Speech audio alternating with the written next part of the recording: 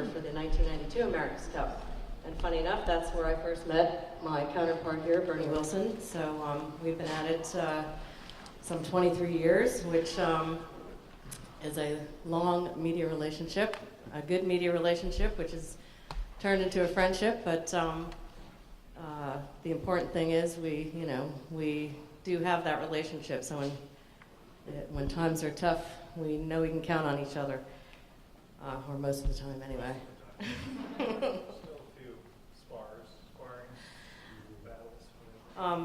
I've most recently worked at the 34th America's Cup in San Francisco as the Director of Live Entertainment and Event Media, around all the media operations at our America's Cup World Series events, as well as the media operations in San Francisco.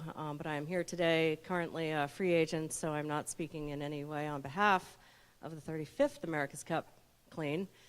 So with that, I will turn it over to Bernie for a little introduction before we get into it. Thank you, Jane. My name is Bernie Wilson. I've been with Associated Press for 30 years, the last 23 here in San Diego. And when I moved down here, I inherited the America's Cup. I'm not a sailor. I've never owned a boat. The only time usually I'm on a boat is when I, buy a six-pack on vacation and my brother takes me out on Lake Coeur d'Alene. I've been hit in the head with a boom before, so that, maybe tells me that I shouldn't be on a boat. But like I said, I inherited the America's Cup, which is sort of like being dropped in the middle of a foreign country without a language, any kind of a translation guide or anything. I'm used to the major sports. I cover the Chargers, Padres. Of course, some people argue San Diego doesn't have major sports. These San Diego State Aztecs, my friend Stu here is laughing. His teams win championships. San Diego's don't. But anyway, so I moved down here and start covering sailing cold, literally like a high school kid pitching for the Yankees.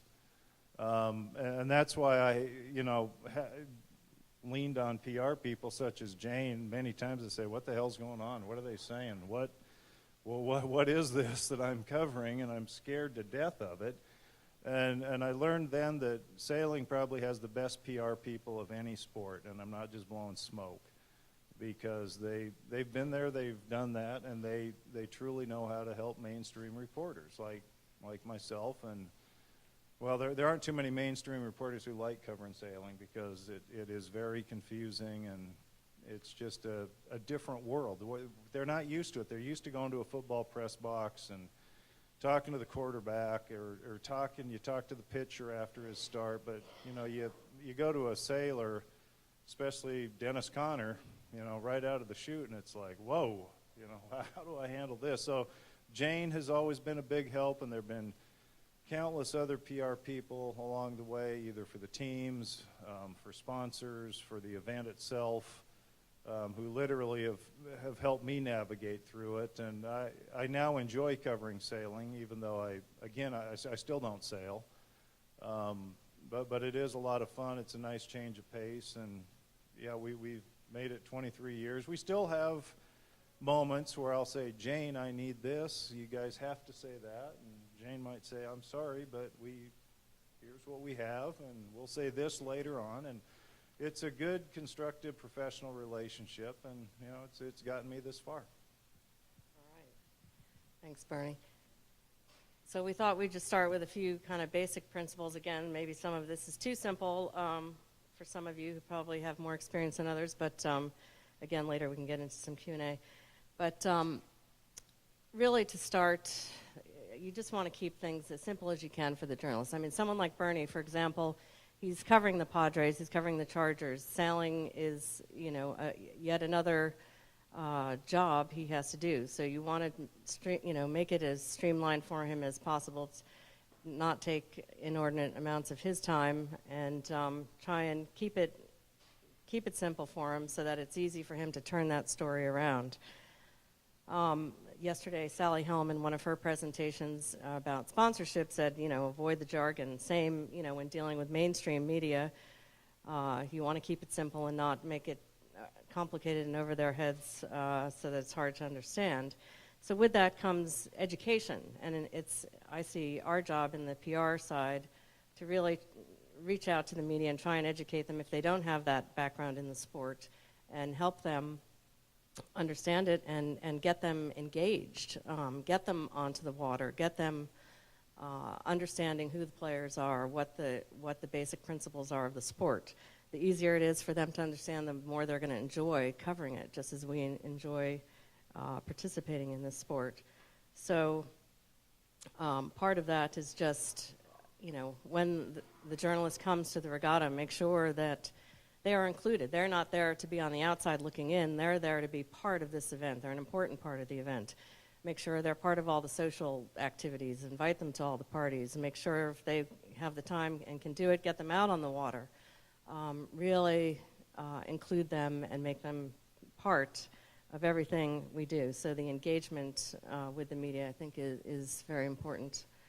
And at an event that you also, again, make it easy for them to navigate your event. Make it clear who the press person is so that they have a point of contact. They know who to go to, who that go-to person is. So if Bernie's on the run filing 3 stories in one day and has to just make a quick call, he knows who he can call, who he can get to get the results or get someone on the phone for the report. And then finally, we want to provide all of the elements for the stories so that it's very easy for the journalist to put it together. So that includes not only the information, the results, but the photo and video content, and we'll get a little into that a little bit more.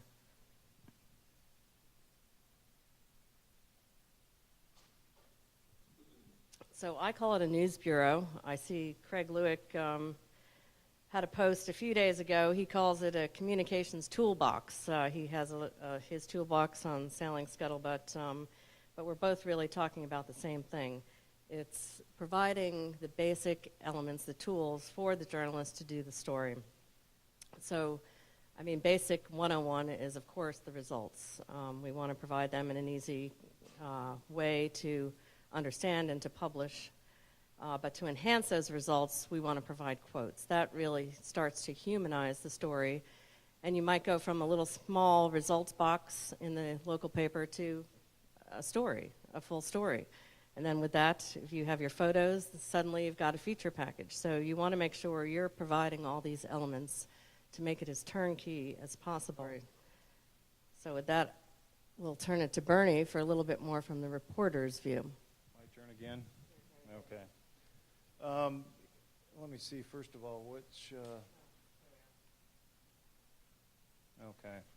I just want to touch, before we go too far into this, on the human interest element in getting a sailing story told.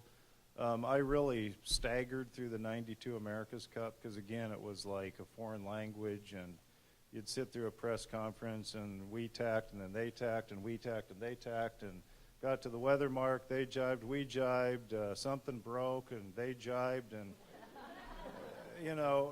and so, in fact, I'm sure you all know Bob Fisher, the venerable British leader of the Brit Pack. I angered him one day by, he sat across the table from me in the media center, and I was frustrated and wishing I was at a Padres game because back then they were actually good, and I was saying, boy, this is really stupid, and he looked at me with that British, I want to jump across and tear your heart out look.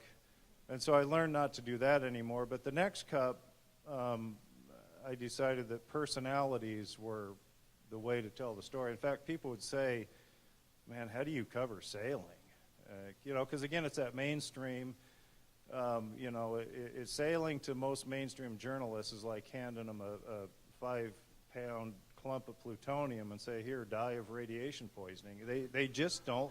Seriously, they just don't like it. They like football, baseball, basketball, hockey, sometimes tennis, soccer. Sailing is a foreign language to most mainstream sports journalists. Now, sailing is the strongest sport I know of on the internet. There's tons of stuff on the internet, but the mainstream sports journalist is still interested in the major sports. And so by the 95 Cup, I decided personalities, sights, sounds, smells, And then all of a sudden, one Australia sinks. That's a big story, and it doesn't have anything to do with tacking and jibing and all this stuff. And then 2 weeks later, Dennis Connor's boat breaks and almost sinks.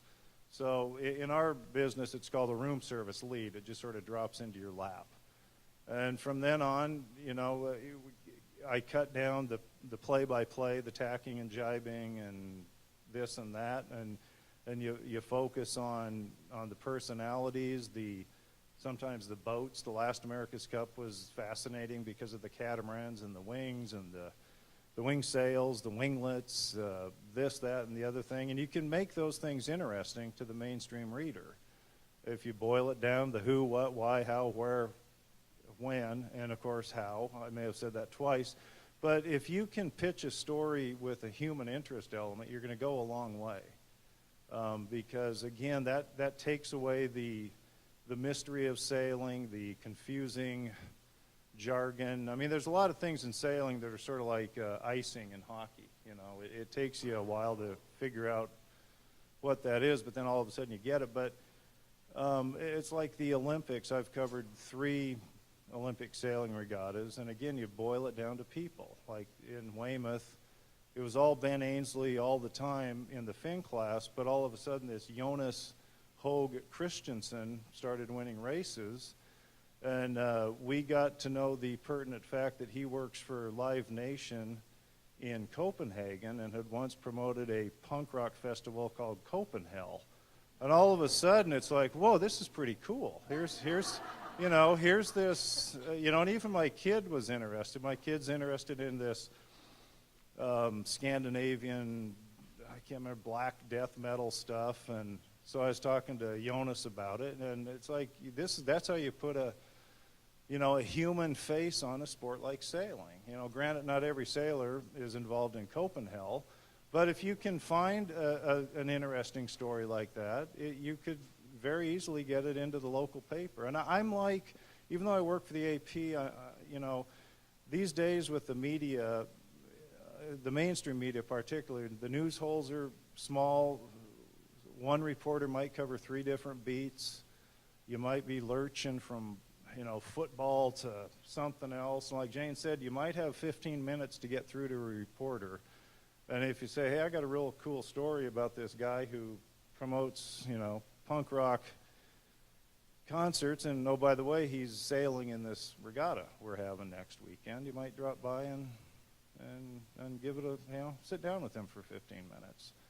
And so that's how, again, I don't sail. I've been hit in the head with a boom. Some, boats aren't for me, but I still like covering it just because of the human element. And in fact, I interviewed Jerry Kirby by phone one day while I took a break from coaching my kids' Little League team. The PR person for Puma had set up phone interviews with Ken Reed and Jerry Kirby, and the only time I could talk to Jerry was in this 1-hour window when I was helping to coach my kids' Little League baseball team. Oh boy, it's 5 or 6 years ago now, but because I knew Jerry from the America's Cup and it was an intriguing story, it was worth my time. And one thing too about the AP, or really any media, you could make 99 pitches and they'll say no, but it's that one time that they say yes that, hey, bingo, we got a story. I mean, I get hit with so many emails a day. I spend more time deleting emails than reading them. And I tell people, keep pitching. I'm going to say no a lot, but the one time I say yes, it might be a grand slam. So, it's a difficult media environment out there right now. But if you have a good story to tell, most good journalists are going to recognize that and jump on board. So that sort of ties in with cooperation, helps tell the story. Crash course in sailing doesn't hurt. You don't have to go in depth. Again, I've tried to eliminate most play-by-play. It's like, do you really want to read a golf story where the golfer talks about it, all 18 holes, or do you want just that one shot on 18 and then that's usually how the Masters, it comes down to Sunday. So it's the same thing with sailing. Although I do like the phrase fierce tacking duel. If I can get that into a story, then I know that I came to play that day. Even if there's no fierce tacking duel, right? Who's going to double check that? So Just kidding. Okay, so we're on to the next slide. So Stuart Strelli up here, he'd verify that, right? Fierce. If you should, every sailing story should have the phrase "fierce tacking duel" in it. Oh, I use it a lot. Okay. Okay, there's no such thing as a stupid question. The reason I throw that in there, a good friend of mine, Dale Paget, an Aussie, was covering the '95 America's Cup and asked Paul Kayard something after a race. I can't remember what the specific situation was, but he just asked, because Dale, like me, is a non-sailor, but he was covering the America's Cup, asked Kayard to relive a certain instance in that day's race that was a little hairy, and Kayard's response was, "That's a stupid question." And Dale was persistent and said, "Well, none of us were on the boat. You were on the boat. Could you say what it was like?" And Kayard then proceeded to give a good answer. And so, there might be questions that could be perceived as stupid, but try when you're dealing with the mainstream media, stress to people, don't say, "That's a stupid question," because it might not, it might be stupid in some regards, but, we have to ask questions. They may sound stupid, but they're not. So again, what could be construed as a stupid question sometimes lead to really good answers. It's just try to condition people when you're dealing with people like me. Be prepared for maybe some unusual questions, or you're dealing with people who probably have never been on a sailboat, and if they are, they might get hit in the head with the boom like I did. Russell Coots was the skipper that day, and it's you don't raise your hand and say, "Oh, Russ, I just got hit in the head with the boom. What do I do?" But I learned then not to go on these, whatever they call those media sales. So condition, there are no stupid questions, bottom line. Even though some people think there are, there aren't. And I like this one. There's no better place to do an interview than the club bar. If you want to truly get a reporter to show up and write something, say, "Hey, why don't you come and have a beer with, Joey Bag of Donuts? He's sailing in this regatta, and he's got a really good story. Why don't you come on and come over, take a look, see him tootle around out in the harbor, and then let's go have a pint with him and sit down and have an interview." Does that make sense? Okay. Just further to Bernie's point on no such thing as a stupid question. However, from the PR person's point of view, you should, help in prepping the journalists as much as you can by giving them all the background information, so that when they get that interview with Russell Coots or Jimmy Spithill, they're not having to ask some basic information that the press person could have easily provided so that the journalists can use their time to the highest and best use by getting, into the heart of what they want to talk to the athletes, the sailors about. So we are there to help avoid getting into, even though I agree, no stupid questions. But we do have to help do some preparation. And on preparation, from the events point of view, being prepared is really the key to achieve the desired outcomes that you're seeking. Start with preparing a basic PR plan, and in that you want to include what is the messaging, what's the message you want to get through in all of your communications. Prepare your event management team, have a Q&A, anticipate what are the media going to want to talk about with us, and get everybody on the same page so that you're all talking the same message. Again, photos, video, can't stress enough having that complete package to offer the media. And being timely is really important in this day and age with sailing anarchy and the various blogs and social media, Twitter. You want to lead your story, and if you're not out there leading that story, someone else will. Probably Clean or Kimball on Blue Planet Times, or someone else is going to lead your story if you're not out there. So being timely is really important, particularly in this whole social media era.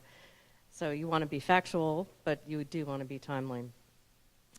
And then we also want to be prepared for the worst case scenarios. We hope we never have those bad news situations, but you want to prepare, and you want to prepare with your whole event management team. You want to talk through what happens if there is a situation on the water. How are we going to communicate with one another the facts so that the press team can then convey that to the media and to the public, again, in a timely way, but also in a way where you have established the facts. So that's important in working with your regatta management team.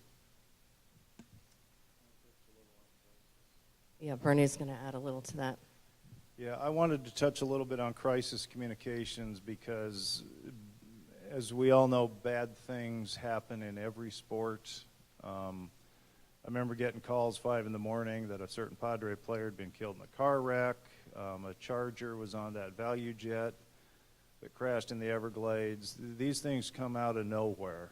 And I remember the day Bart Simpson was killed on Artemis. I was working from home, and I get a call from our regional sports editor, said, "You working today?" And I said, "Yeah." And he said, "Okay, we're probably going to need you because there's been an accident." And again, these are way above what could happen at the local level, but you do need to be prepared for any contingency. You know, one thing, sometimes disasters, bad situations are the only time sailing can crack into the mainstream media, like when One Australia broke into and sank, the picture was on the front page of the New York Times. When Bart Simpson was killed, that's a story that transcends sports. It's, you know, especially in the UK, it becomes page 1. I'm sure it was in San Francisco. It didn't quite hit that down here in San Diego, but it's certainly a big item in the sports page. And on a smaller level, the Newport to Ensenada race a few years ago, 4 sailors were killed off San Diego in the middle of the night. And I remember getting a call at about midnight or even later. There was a report of a missing boat with potential fatalities, and it was really hard to get information because the PR person was down in Mexico. Everybody thought initially that the boat had been hit by a container ship or some other kind of big ship, and it was just an absolute scramble trying to track down information. But you do, if you are running a local regatta, you do need to be prepared for those things. There was the offshore race in San Francisco where some sailors were killed. You have to be prepared for the worst. It happens. High school kids get hurt and killed. It's an unpleasant part of the job, but, you know, we're conditioned that, you know, bad things can happen at any time, and the more prepared you are for it, to at least answer some basic questions, oftentimes you can't. But if you can't answer questions about what happened, then talk about the person. You know, when Bart Simpson was killed, nobody could say anything, but, you know, a couple of our reporters in England were able to put together a pretty comprehensive, you know, picture of the man, the Olympic medalist, the father. It's not fun, believe me. I've had to do this many times, but it's part of the job, and it's part of any athletic endeavor, particularly, unfortunately, sailing. And there was another yacht accident down in Southern California recently where somebody died. So, unfortunately, it seems to be happening more and more, but, you know, just try to have some kind of a contingency plan for when bad things happen. Yeah, Stu.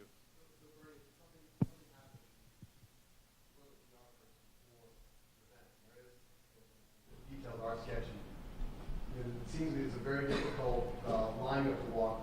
How do you stall a little bit and get yourself more time? I mean, if you just simply say no comment, hang up the phone, you know, you almost seem to lend the situation to the reporter going outside, potentially getting bad information, or misinformation, or information you don't release.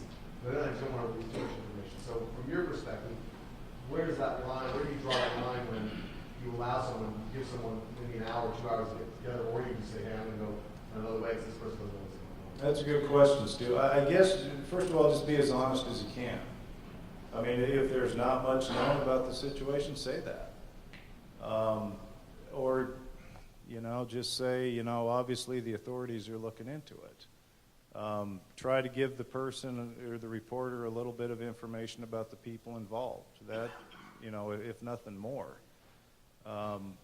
The Newport to Ensenada race, the theory, and I don't know who started that it was hit by it was hit by a ship. We were able, 2 days later, a friend of mine works in the marine industry here and had some data he got off the internet that showed the boat essentially steamed straight into one of the Coronado Islands. And we were able to, break the story that, it did not appear to be hit by a ship, that it appeared to have gone straight into one of the islands at 1:30 in the morning. Of course, they didn't know that at the time, but yeah, don't ever, first of all, never lie to a reporter. If there's not much information, just say so. Just say there's not a lot, and Jane could probably. Yeah, just further to that, it's just communicating what you can at the time.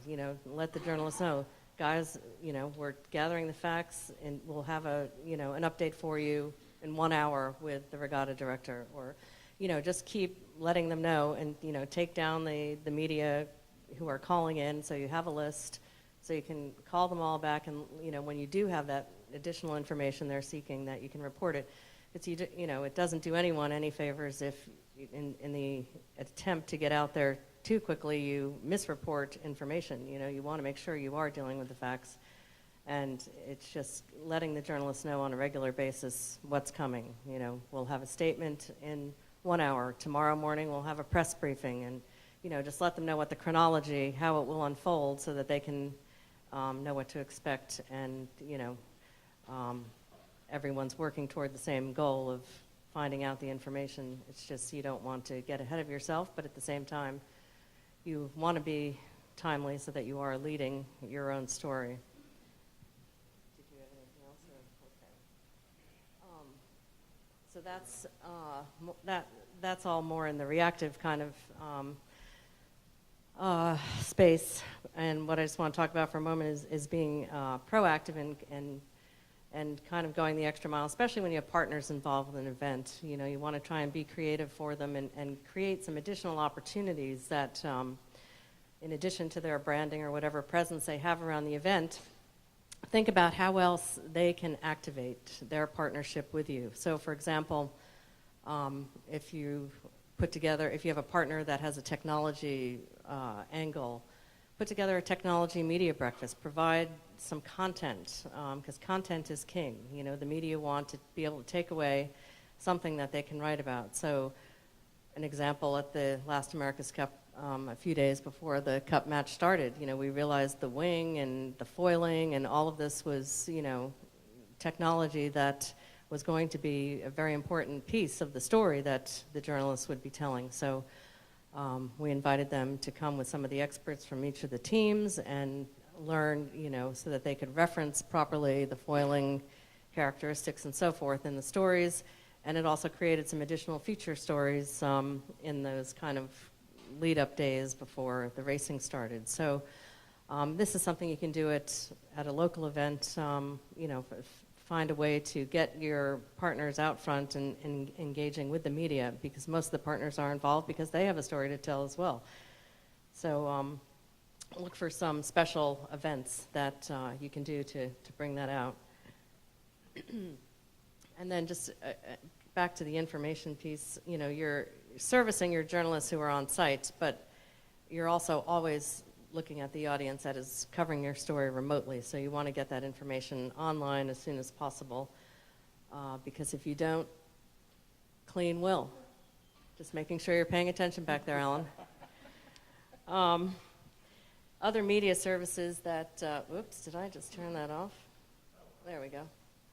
Other media services that you just want to try and, again, resources will vary from event to event, but as best you can, try and get the photographers out onto the race course. It doesn't have to be an elaborate photo boat. It can be a rib, a local volunteer, whatever, but try and get them out there to get as close to the action as they can.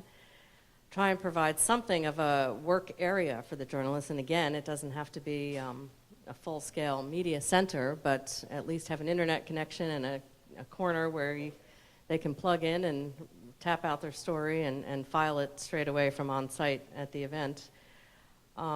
Press conference area, you know, smaller events may not need a formal press conference at any point, but another thing that works well is something that we took out of the Olympics, which is the mix zone. So as soon as the sailors are done competing on the water, you want to take them off the water straight to the media who are waiting in what we call the mix zone, and that's where the journalists can interact with the sailors right from the field of play, right from the competition, and make their interviews. Because again, you want to give that access and you want it to be timely. You don't want to be providing sailor interviews 2 hours after the regatta. You want them literally off the water while they're still catching their breath, and they can convey that excitement of the competition that they just completed. So photo boats, again, they can be, you know, this is America's Cup, and it's just, you know, your basic rib, which always does well. The press workroom, this is more than most events need, but just, again, simple. It's the internet connection, a workspace, and make the media welcome to be on site with you. And press conference, if it's not a formal setup, then again, this mix zone, just it's the access to the competitors that you want to provide. Especially, you know, the journalists that are making that extra effort to be on site with you, they're there for that extra access. If they're just leaving with the same press release that everybody else is getting sitting at home, they may not come back. So give them all the access you can. Yeah, like Jane said, you know, the sooner the better after a race, you know, make the sailors available. Because in the mainstream sports, they get like a 10-minute cooling off period, and then here comes the pack of journalists, you know, win, lose, or draw. They have 10 minutes to cool down, take their shoulder pads and helmets off, and get ready to talk to us. And the mixed zone concept at the Olympics is a blessing and it's a curse because some of the athletes try to blast through as quickly as possible and not have to talk. But it's some of the good ones stay and linger and talk to us. Ben Ainsley was good with his time, even though he had a whole ring of people to get past, and that's where we knew that Jonas was a heck of a personality. So yeah, as soon as they come off the water, have them come up and talk to however many reporters you have there. And you know, like again, I'm coming from the big picture perspective, but that's my brush with sailing. At the America's Cup, they had a mixed zone, and the Kiwis completely shut out the media on days off. They wanted nothing to do with this. But Oracle Team USA would have something every day, you know, even if it was by phone, because they were smart enough to know you got a bunch of journalists cooling their heels in San Francisco. We can't drink all the time. We usually try to wait until, you know, 5 o'clock, get a story filed, and then go down to Pier 23 Cafe. But the Kiwis, absolutely no access. It's hard to do a story when you don't have access, but Oracle would either have something at the base, or they'd have Jimmy by phone, or Russell Coots by phone, or, you know, one day early on, Justin Chisholm, a British journalist, and I went down and we had 30 minutes with Ben Ainsley. I mean, that's almost unheard of. That's like, you know, the day before the Super Bowl getting a big sit down with the quarterback, which doesn't happen at the Super Bowl. But it's just, you know, people, media, or organizations that are media savvy and media aware are going to get their stories told. And that works at the America's Cup level, and it'll work down at the yacht club level just as well. Okay, well, enough from us. We want to turn it over to you guys and take any questions you might have on anything that we didn't cover. Or John? For Bernie there, you know, selling the America's Cup story to your editors may be relatively easy, but what's the barrier from higher up to you? If you're interested in writing about sailing, we call you and you say, this sounds great. What do you have to fight as far as getting this story actually out to publishers, or what makes it interesting beyond people dying? That's a good question. Basically, as it stands, because most mainstream sports journalists are petrified of sailing. When a story comes up, they usually punt it to me, or they'll punt the PR person to me. The classic example is when somebody contacts our New York office and, interrupts a conversation, I'm sure, whether the Yankees are better, or the Mets are better, or the Knicks stink this year. Oh, here's a sailing publicist pitching a call. I can just hear about, you need to call Bernie in San Diego, or here's Bernie Wilson's email address. I've become the clearinghouse for all things sailing. And again, it's usually my call. Editors, they come to me, is this a big story? Do we need this? And again, it's anything. I've been pitched stories, teams in the Volvo Ocean Race. Jane in '01 pitched me John Kostecki for Ilbrook. In fact, I remember interviewing John I believe it was Tuesday morning our time, and he and his crew were crossing the Bay of Biscay, and he apologized for the noise in the background because they were changing a sail.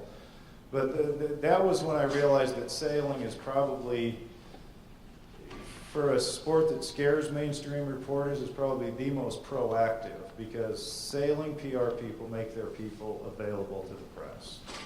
I can compare it to action sports, because sailors, skateboarders, freestyle motocross people, they like telling their story, and then their PR people understand that, hey, let's make these people available. I mean, in fact, I told Jane way back then, I have a hard time getting a call back from the Chargers general manager across town, yet I'm talking to a guy blasting across the Atlantic Ocean.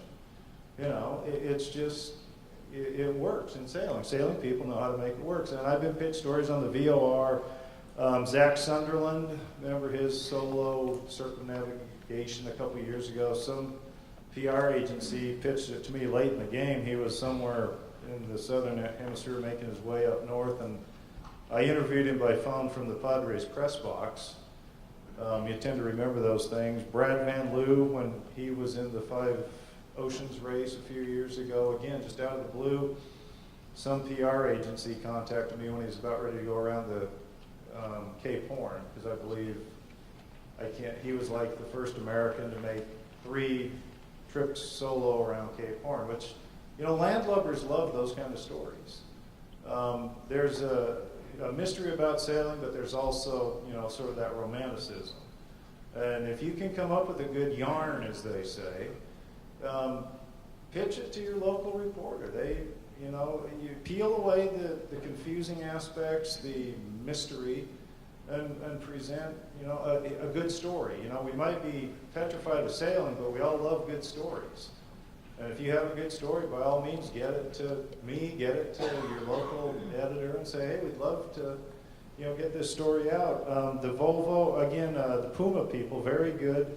Kenny Reed's a great interview. I did stories on their campaign. And then when they broke their mast in the South Atlantic on the first leg of whichever VOR that was, that became a big international story. Here's this Volvo Ocean Race crew marooned out in the middle of the ocean, and they're slowly making their way with no mast, no sail to some small island. They got fuel from a passing tanker. Those things, again, it's a good yarn. And so, pitch and see what happens. So if you want to develop, you want to promote a story at a local level, you don't have an established relationship with the reporter, how do you get one? Call the editor. You put it through the editor. Contact the sports editor, or, let's not limit it to a newspaper. Call the local TV station. Ask to news desk. Thank you. I don't know the layout of the TVs, but ask to talk to the news desk or the, whatever the assignment editor, and say, hey, we have this neat story. We think it would be great. Could I send them, make a personal contact, and then say, I can email you some information. Is it possible to shape it so it's not a sports story? We want the yacht club to be recognized in the community for what it's doing to bring people to the community. We'd like to have audiences broader than just people who are reading the sports page or always read about sailing. Well, you could pitch it as such, maybe ask for the managing editor instead of the sports editor, but then be ready, he may say, punt it to the sports page. But Take what you got. take what you get in this day and age and be very happy with it, I guarantee you. Was there questions back there? Here's an interesting story from a local point of view during America's Cup in San Francisco. And this is something I saw so different from American sports with international sailors coming to a city like San Francisco. All the sailors wore the uniforms everywhere. And they rode bicycles. They were that approachable to the public. They were hanging out at outside cafes, Safeways, public transit, and these guys know how to be hospitable even though they're the guests of San Francisco. What I'm saying here is wherever America's Cup is going to be here in the United States, these athletes are not barricaded behind high walls, entourages, and security guards. And I also believe that that is what brought a lot of people out of their houses in San Francisco, because the athletes were at beer gardens everywhere. You sat down, they got the best stories. You ask them questions, they were candid because they're coming from a point of view of a local wanting what their experience is from this whole thing. And that is something that I've never seen in a sports industry where the residents had that access to world-class athletes. And in my representation of a small sailing club, Oracle had a meet and greet one afternoon. They advertised it. And I said, I'm going to take a shot at this, and went to that what do you call it, the trailer that they had up here, 27. And I said, we have a small sailing group of disabled sailors at Pier 40. What do you guys think about having a couple of your guys come out and sail with us? And immediately they said, yeah, we'll do it. And that in itself made me realize that, this is a good thing, not necessarily for us disabled sailors, but the fact that these guys also needed a break to have fun. Well, the one thing, I'm grizzled and as cynical as it comes, but I like the dock-out shows at the America's Cup. And then the sailors walked right through the crowd down to the boat. I mean, it's like having, the Chargers before their game have the players walk through the crowd down onto the field. There goes Jimmy, there goes Ben, and then the Kiwis. It struck me how big their grinders were because they were walking right past us. I mean, you don't see that in any other sports. Yeah, no, just to further add to that, we're in some ways, an aspect of what we're doing is entertainment, and certainly events like America's Cup, that's taken to a higher level, but it's something certainly you can apply at the local level with the great suggestion of an open house. Have an open house for your community and bring folks down and let them know, what you guys are doing, and break down any barriers and make it feel accessible and make people feel welcome. That this is, you're part of the community and you want to share with the community what it is you're doing. What programs you have.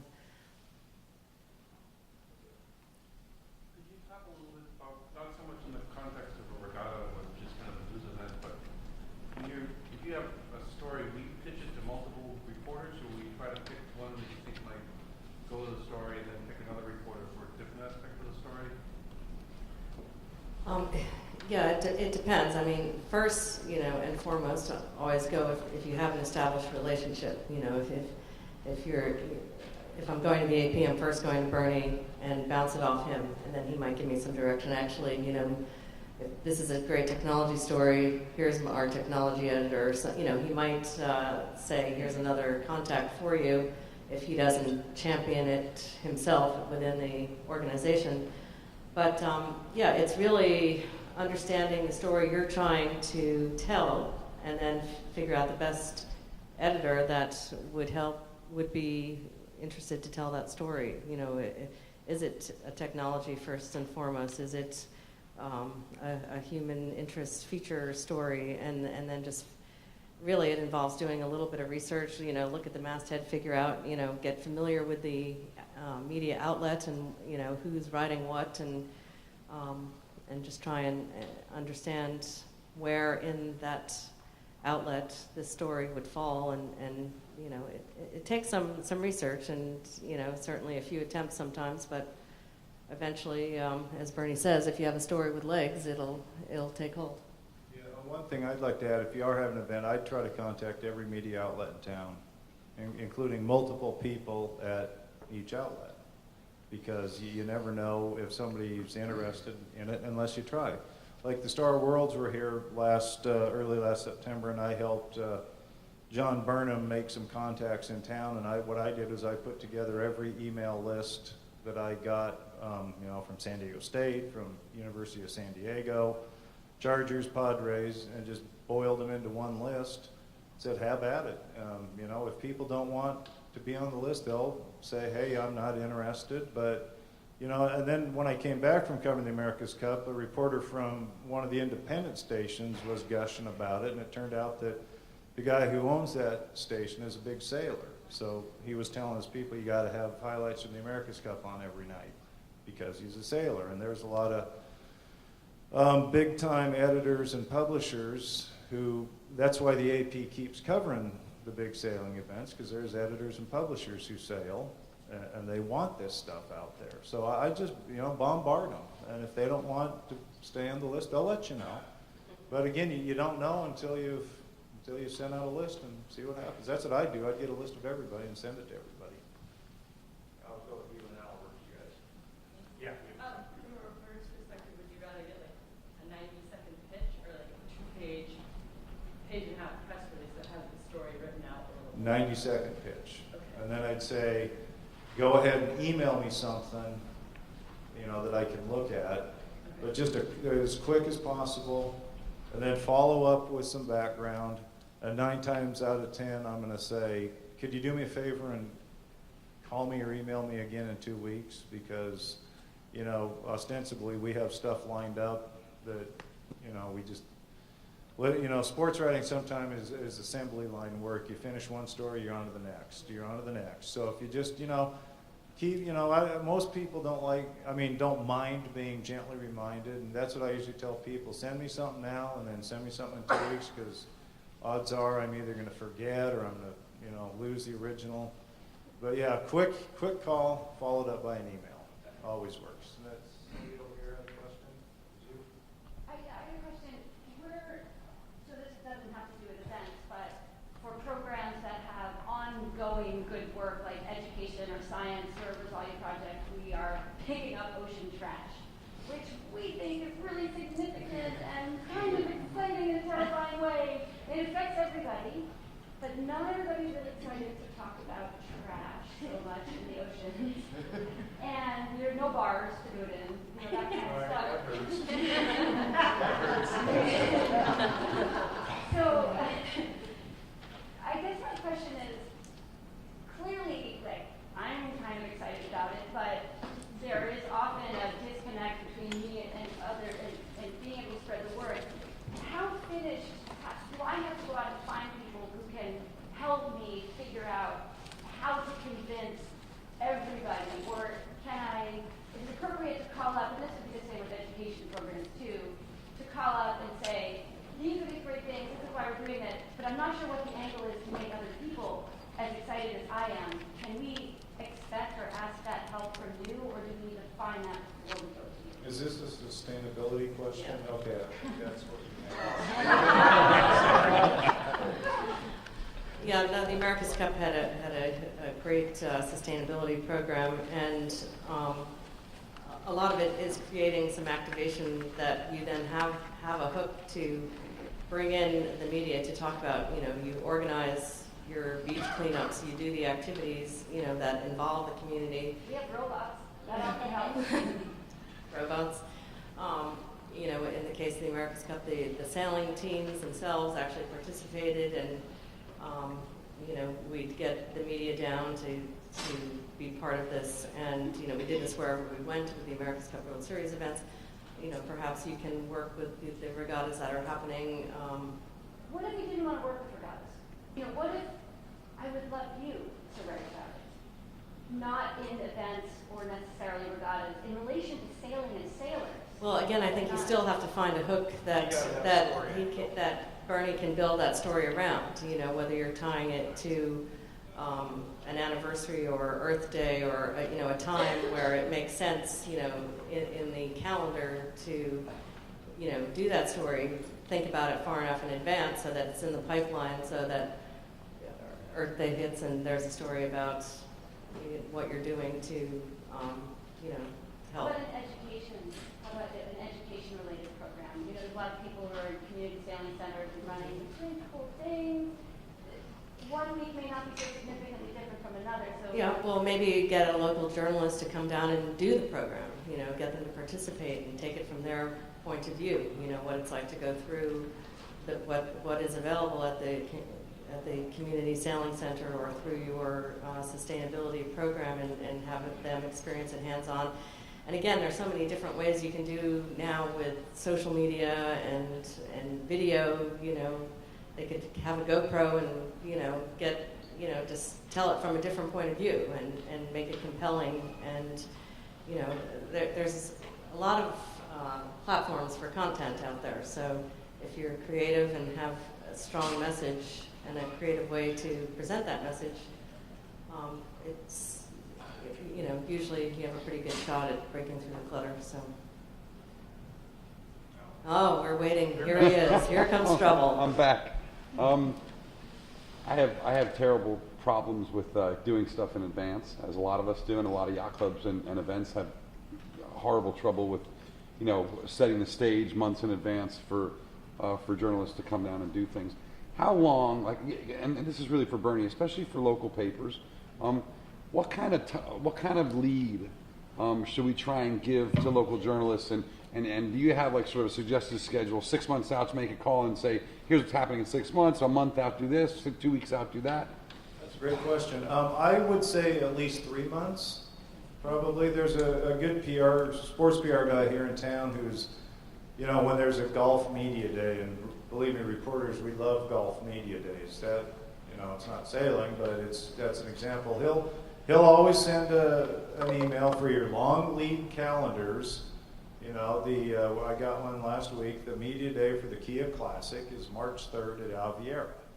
That's not 3 months, but for something like a regatta or something, I'd do 3 months and then, you know, send out gentle reminders later on. Just remember, you're competing with everything else out there.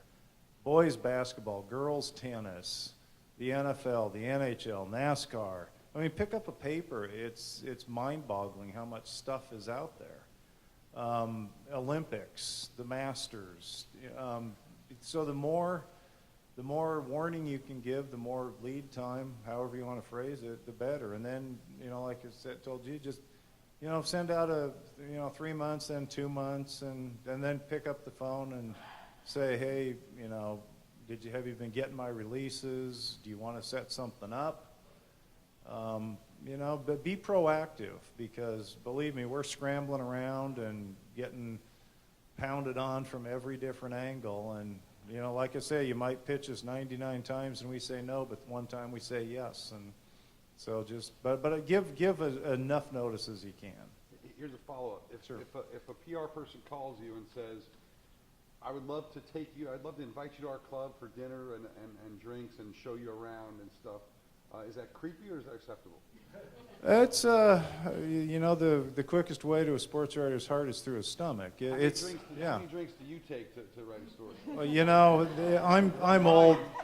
I'm old now, so one beer usually gets me through. But I mean, that's acceptable. They may not accept it, or you might just say, hey, come by and have a beer some afternoon. Or if you don't like beer, have a lemonade and sit on our deck. I mean, I love going down to the San Diego Yacht Club and sitting on the deck. People rarely invite me, but, you know, that's okay. The times that I do go down there, it's very cool, because I certainly can't afford that lifestyle.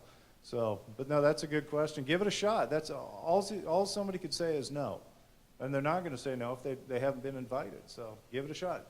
You had a question? I'm the protest chairman at San Diego Yacht Club, and you're welcome anytime. Thank you. Thank you very much. Usually they want to throw me out. Yeah, you're welcome anytime. Okay. Thank you. I appreciate that. One of the things that we've done, and it's kind kind of interesting is that you can make a pitch for your event. If it's just your event, and it may have great appeal to you, but it's just you and the people there. And so we try to go to people who are bigger than us. So we've got personal relationships now with state senator, state assemblyman, and these guys need our votes, and they love to show up where people have people there and his family's there. They usually come dressed to the nines, and they're glad-handing, and they always ask for a photo. It's on all their publications, and then right after that, it's funny how, especially if you invite a Democrat and a Republican, competition's a good thing. You know, we use our sport to propel people forward, and when we get people who are bigger than us, recognizing that they need us. And so they like the little things that we're doing because it's all about community. And I'm in a very competitive environment. We're on the South Shore of Long Island in New York. And I can call up every local paper and get nothing. But if Senator Owen Johnson's coming down, or local, someone from disabled veterans or something, they like that. And so that's just don't invite the people who are writing the story, write people who would like to hear about the story and be part of it. Right, I mean, that's not a bad strategy, but just know that sometimes, you might say, hey, Senator Joey Bag of Donuts is going to be at the yacht club. The reporters might come to talk to the senator about, you'll get a mention, Senator was at, such and such yacht club, but they're probably going to want to talk to him about, something, politics or a bill or something. But I guess, as long as you got a mention, you've achieved something. And you might have to be happy with that. Although you don't want to be like, in The Godfather, Part 2, and the senator's there and then he turns on Michael Corleone. So make sure that nothing like that happens. Thank you, Godfather. Sorry, it was on a couple nights ago, if that's why. I think we've run out of time, but John Art had one last question. We'll take that and then call it a wrap. Was just thinking about, you mentioning you can't afford that lifestyle. Sailing's perceived as the rich white man's sport. We're always trying to make the case that actually it's much more accessible, much more diverse. And for you as a reporter, you're talking about the ocean race, America's Cup. What makes actually the way most of us probably sail, and most sailors actually want to be represented more, more friendly or accessible face? How does that get into your story? That's a good point. I was probably thinking I can't afford the kind of yachts Larry Ellison has, so that's where I was coming from. But that's a good. That's the lifestyle I want. I can't afford it, but that raises a good point because I covered sailing, the London Olympics, and as you all know, the U.S. did not medal, and for the first time since '36, Stewart was there and a couple other people, and some of the Brits were just dumbfounded that we couldn't medal. And I said from the mainstream, for instance, my kid might say, hey, I had a bad game, I went 0 for 4, can you take me to the batting cages? But he's never said, take me sailing. I guess I see what you're getting at, but cracking that nut in the mainstream press might be a little bit tough. But again, it all comes down to storytelling. If you have a good story that shows that, hey, sailing can be for everybody, and maybe somebody at the local yacht club has progressed enough to now he's sailing in the Olympics. I mean, I'm sure there are stories like that out there. Or now some of these guys, and hopefully women, I've seen that out there too, can progress through the Red Bull Youth America's Cup.